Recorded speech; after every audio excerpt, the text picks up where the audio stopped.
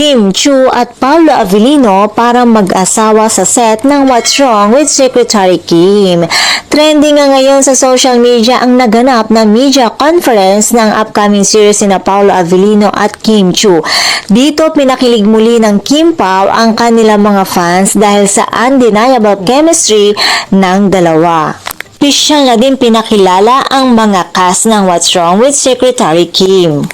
Tila, binuking naman sila ng kanilang co-star na si Pepe Herrera dahil ayon nga sa kanya, hindi lang ang mga fans ang kinikilig kundi pa din sila ay kinikilig din at kung sakali man daw na magbibiro sina Kim at Paolo na magkasintahan ang mga ito, maniniwala sila at hindi lang magjowa para na daw mag-asawa ang mga ito sa set. Dahil sa pagiging komportable nila sa isa't isa, napaka-sweet daw ng Kim Pao sa kanilang set at super caring naman itong si Paolo kay Kim.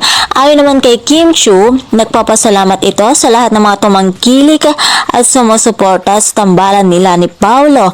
Ayon pa sa kanya, nagugulat daw ito dahil sa kanilang edad ay meron pang nagsiship sa kanila kaya todo-todo ang kanyang pasasalamat.